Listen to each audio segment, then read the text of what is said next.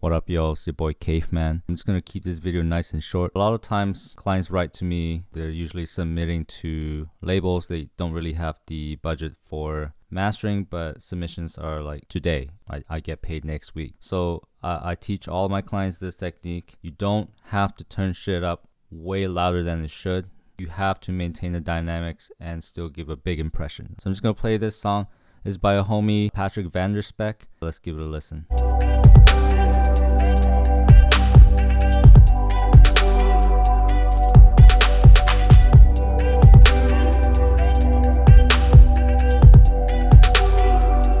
So for those of you who have a subwoofer, you hear how important that low end is and how important that kick has to hit as well, while things stay nice and spread out and open at the top. If I were to push this limiter anymore, everything is going to start caving in, right? So let me just give you a quick example of what that sounds like.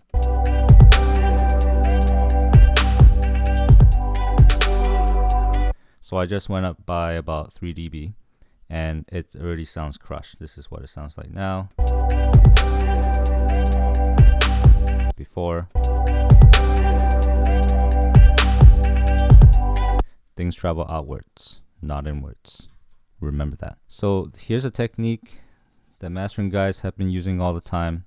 We try not to do it, but if we have to, we don't pull up isotope. We don't use some spread shit. So this is what we like to do as mastering engineers. Spread her out. It's called the Waves S1 Stereo Shuffler. Emphasis on the shuffler because I think they have 3 different versions.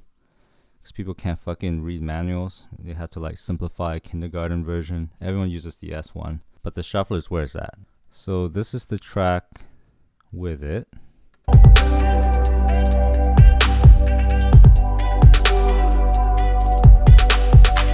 Without it.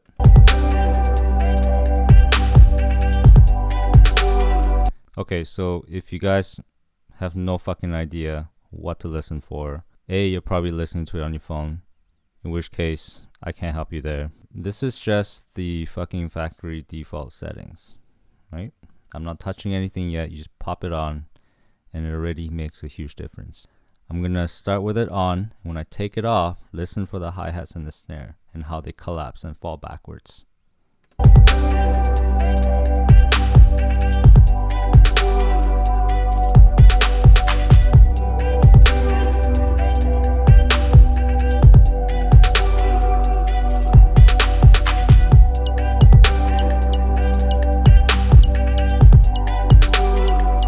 And that's at default, okay?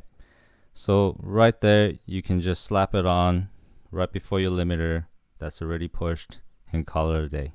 The Caveman starting point is here, 1.5. And then I don't go any further than here, 1.7.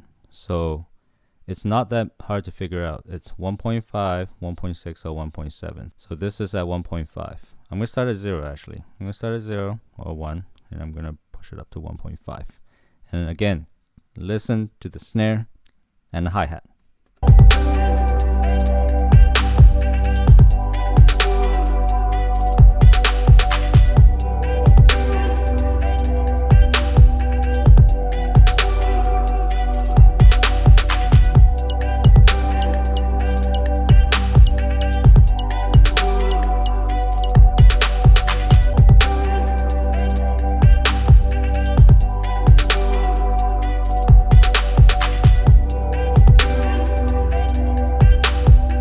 So 1.7 has a nicer top end, but 1.6 has better kick.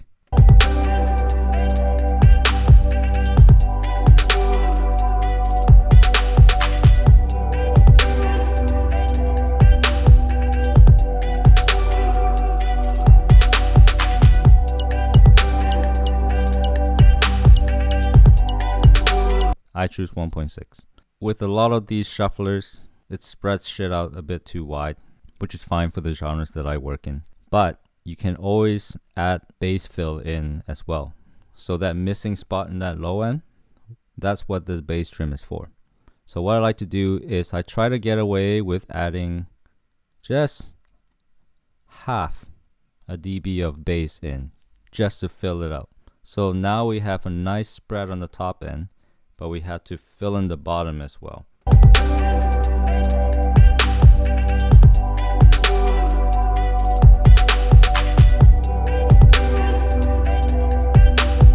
Here's what it's like at 0.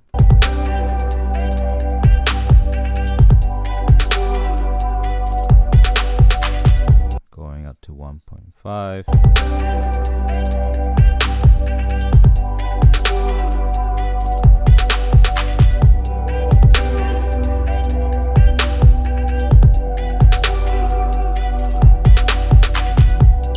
Yeah, so 1.5 is where I would question my existence. 0.5 to 1 dB is nice for this song. 1 dB kind of eats up the space but glues the track together. 0.5 kind of retains all the big blocks, the building blocks of the song. It's what I like. And 0 is just pussy ass shit. So let's listen to it between 0.5 and 1.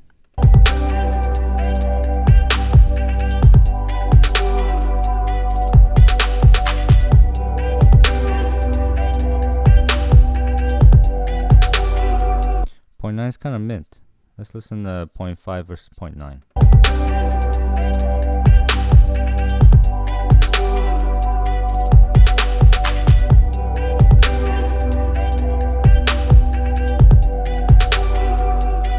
Yeah, 0.9 wins. I feel like we're like tasting fucking fine wine or some shit. So let's pull out the limiter. Let's pull up the shuffler, and I'm just gonna turn the thing on and off, and then you're gonna subscribe to my channel. Deal? Deal.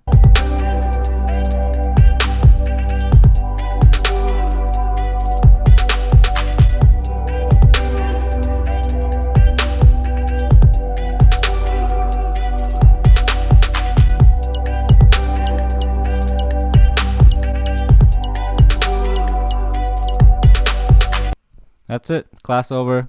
We'll see you in the next one. Peace.